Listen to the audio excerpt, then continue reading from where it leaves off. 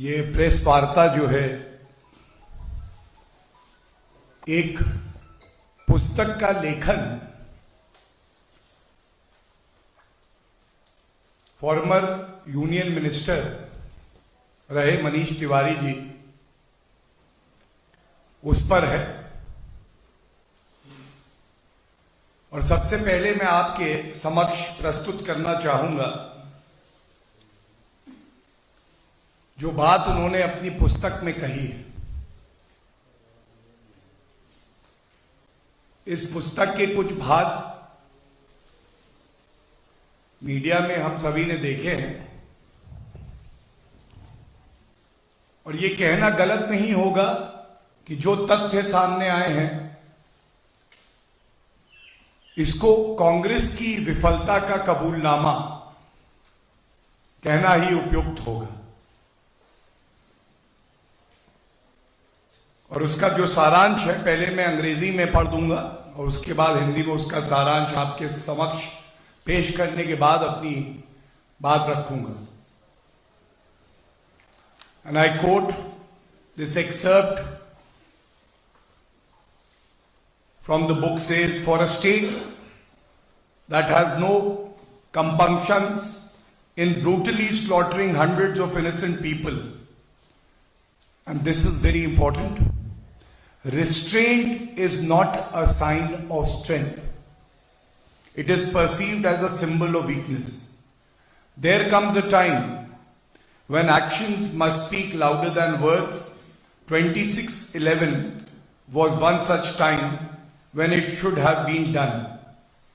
It therefore is my considered opinion that India should have action, a kinetic response in the days following India's 9/11. और इसका सारांश हिंदी में है, संयम शक्ति की निशानी नहीं है। मुंबई हमले 26/11 के जो हमले हैं ये संयम कमजोरी माना जा सकता है। भारत को कड़ी कार्रवाई करनी चाहिए थी। ये जब कांग्रेस की विफलताओं का कबूलनामा पड़ा तो बड़ा स्वाभाविक था, हर भारतीय की तरह हमें भी बड़ी पीड़ा हुई। आज स्पष्ट हो गया ये तथ्य, ये बात कि कांग्रेस की जो सरकार थी वो निठल्ली निकम्मी थी, लेकिन राष्ट्र सुरक्षा जैसे मुद्दे पर भारत की अखंडता की भी उनको चिंता नहीं थी।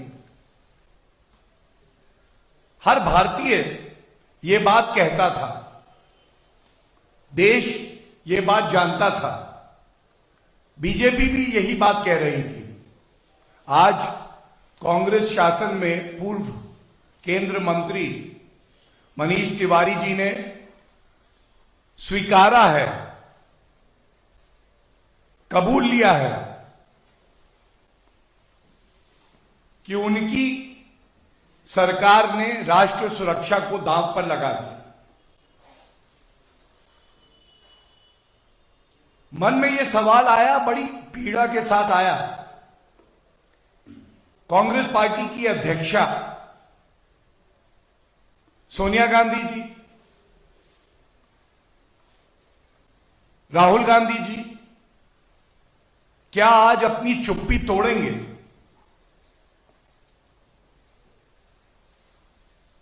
यह सवाल भारतीय जनता पार्टी इसलिए उठा रही है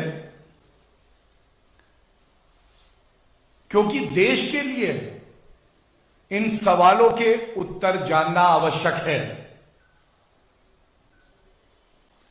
सोनिया गांधी जी, हमारा प्रश्न है आपसे, ये अनुमति और खुली छूट भारत की वीर सेना को क्यों नहीं दी गई? और जब ये सवाल उठा रहा हूं तो एक टिप्पणी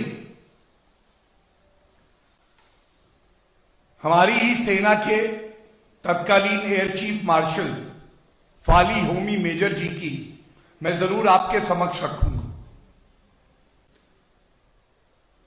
उनका वक्तव्य है कि surgical strike was an opportunity lost and we didn't make use of it.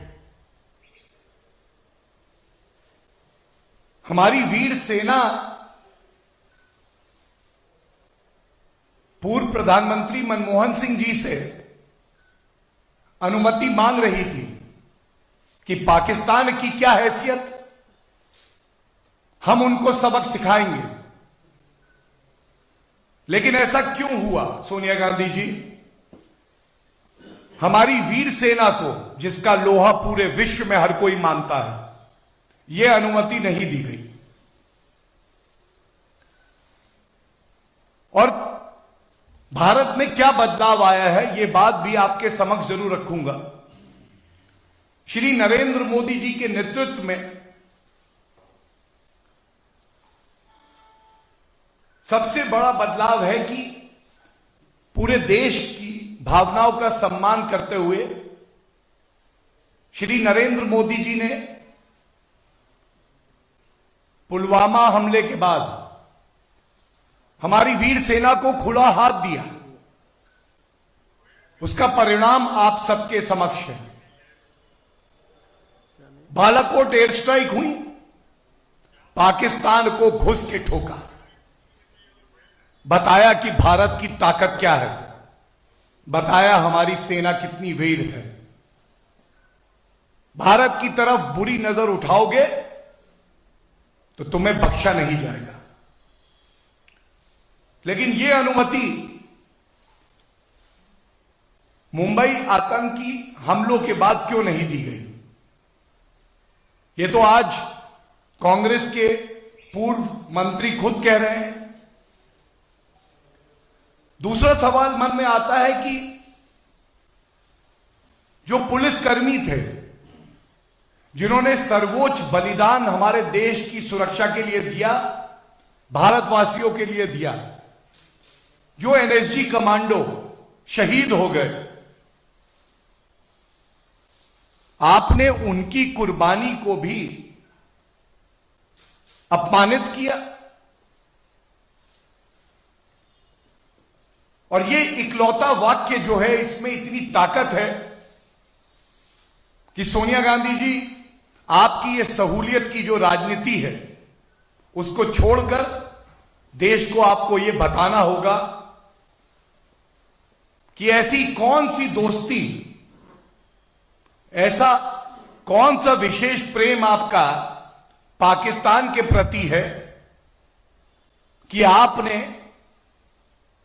और पूर्व प्रधानमंत्री मनमोहन सिंह जी ने यह अनुमति हमारी वीर सेना को नहीं दी। या फिर यह कहें कि कहीं ऐसा तो नहीं है कि आपको हमारी वीर सेना पे भरोसा नहीं था?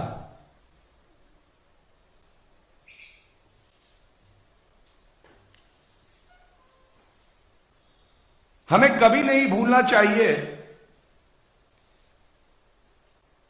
कि इस आतंकी हमले में करीब करीब 170 भारतीय मौत के घाट उतार दिए गए। पीड़ा होती है और संवेदनशीलता देखिए, यह बात याद आती है जब हमारे देश पर हमला हो रहा था आतंकी, तब पूर्व अध्यक्ष कांग्रेस पार्टी के राहुल गांधी जी, मेरे हाथ में देखिए एक न्यूज़पेपर की रिपोर्ट है, सुबह तक नाच गाना कर रहे थे।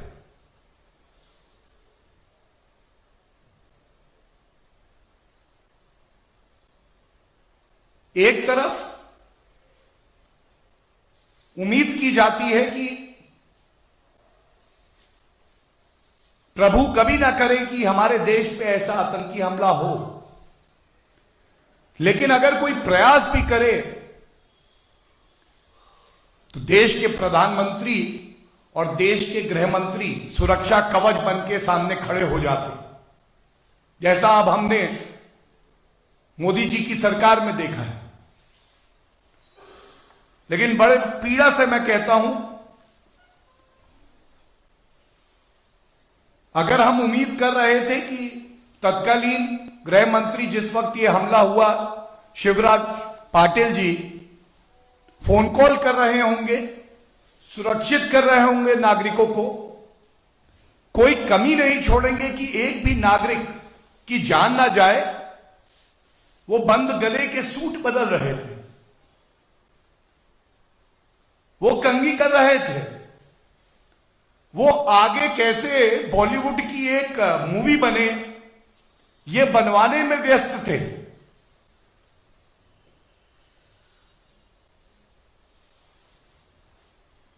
और सबसे ज्यादा दुख की बात इसमें यह है, ये जो कबूलनामा आ गया है, पाकिस्तान को सबक सिखाना था, लेकिन कांग्रेस का तो कोई और निशाना था। निशाना हमारे भारतीय नागरिक, हिंदू टेरर का आविष्कार कर दिया जाता है। नहीं नहीं, पाकिस्तान कभी ऐसा नहीं कर सकता, यह सोच कांग्रेस की थी। ये तो हिंदू आतंकवाद है। सैम पित्रोदा बयान देते हैं, नहीं नहीं, कुछ लोग आतंकी हो सकते हैं पाकिस्तान में, लेकिन इसके लिए पूरे मुल्क को कह देना कि वो आतंकी है गलत होगा। ये सारे जो मैंने आपको उदाहरण दिए, इसकी एक वजह है, और ये वजह ये है कि अभी कुछ ही दिन पहले सिद्धू जी ने कह दिया इमरान खान तो हमारा बड़ा भाई है। आज देश पूछ रहा है,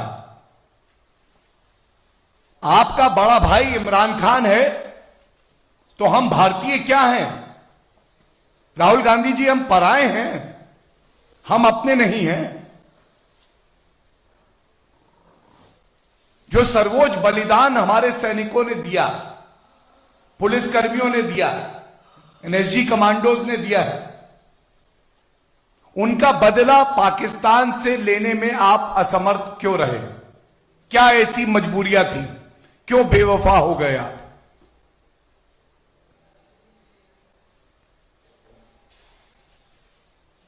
ये जो संयम दिखाया है, हम इस पे प्रश्न उठाते हैं।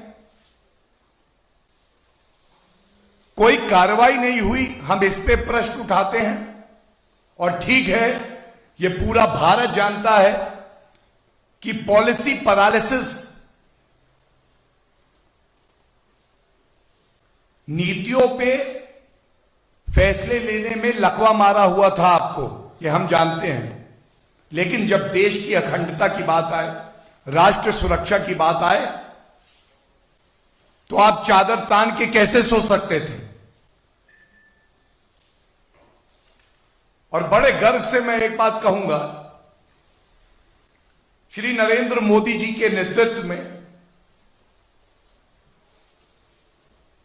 भारत ने दिखाया है कि भारत की शक्ति क्या है, सेना पर विश्वास करना क्या होता है, और हमारी वीर सेना की ताकत क्या है। याद करिए, पाकिस्तान ने उरी का हमला किया, क्या भारत चुप रहा? क्या भारत की सेना को खुली छूट नहीं दी गई? उरी सेना के बाद करारा थप्पड़ पाकिस्तान को पड़ता है, सर्जिकल स्ट्राइक होती है। पुलवामा हमला, हर भारतीय की आंखों में आंसू थे। यही कांग्रेस कह रही थी this is home grown terrorism. 56 inch की छाती कहां है? और हमारी वीर सेना ने फिर से दिखाया कि पाकिस्तान को करारा जवाब देने में वो सक्षम है। बालाकोट एयर स्ट्राइक, 130 करोड़ भारतीयों की जो सामूहिक ताकत है, चाहे सर्जिकल स्ट्राइक हो चाहे बालाकोट एयर स्ट्राइक हो, यह उसी बात का प्रतीक है। इन सवालों के साथ मैं इतना ही कहूंगा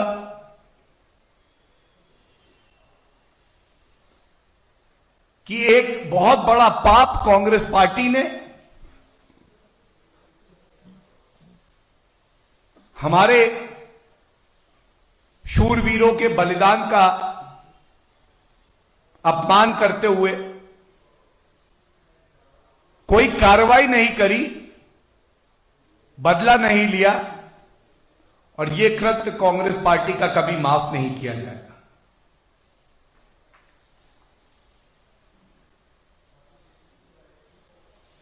इन सारे कांग्रेस के कुकर्मों के चर्चे केवल भारत तक सीमित नहीं थे। पिछले वर्ष अमेरिका के पूर्व राष्ट्रपति ने भी एक पुस्तक में यह लिखा था कि मनमोहन सिंह जी का यह निर्णय कि कोई कार्रवाई नहीं होगी, मौन हो जाने का, यह भारत के लिए एक बहुत बड़ी चोट थी।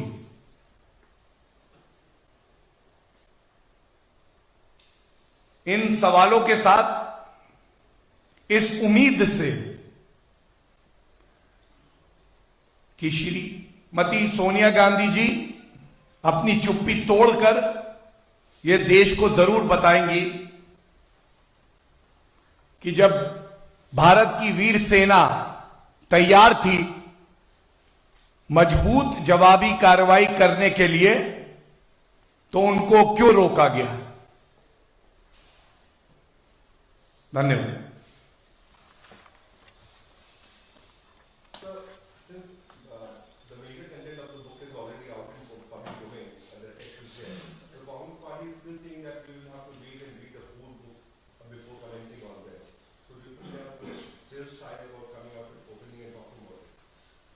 You've asked a very pertinent question. It is always right to read an entire chapter or the book. But when certain facts are stated, those facts cannot and will not change. And thus, this fact is reiterated in this book, but is well known by even the statements that I have read out to you of very distinguished and respected former Air Force officer. If that is the case, then why is it that Congress party shies away from giving an explanation to the nation which they owe? But it is the character of the Congress today that hurt the sentiments of Indians, whether they are in power or in opposition. They have this sinister quality of hurting the sentiments of the Indian national security for their cheap, petty political gains. And I urge the Congress President, Mrs. Sonia Gandhi ji, to come out and apologize to the country and place the correct facts before our nation.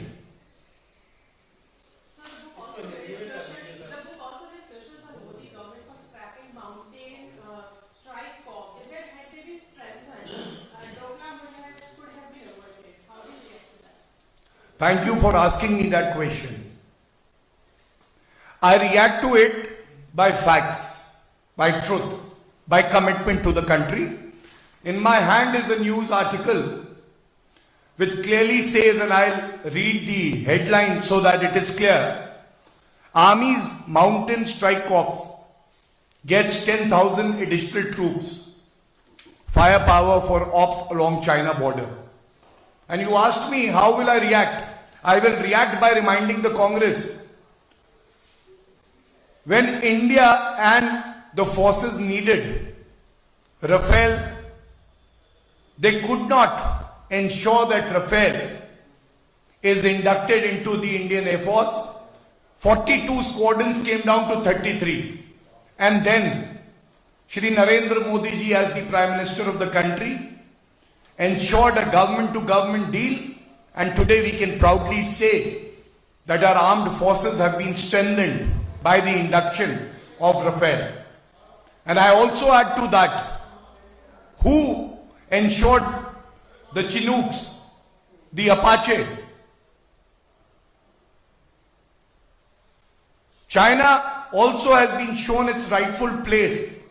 They know the strength of the Indian Army, the Indian Air Force, and they know the firm resolve of the leadership of the country today.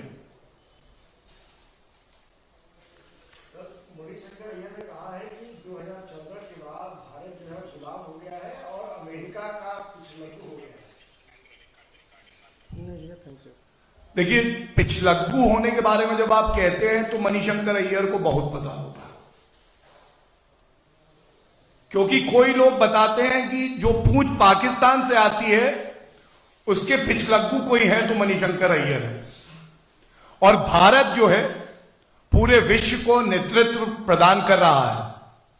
Shri Narendra Modi ji जब दिशा दिखाते हैं तो पूरा विश्व उन्हें सुनता है। इस बात का हमें गर्व है।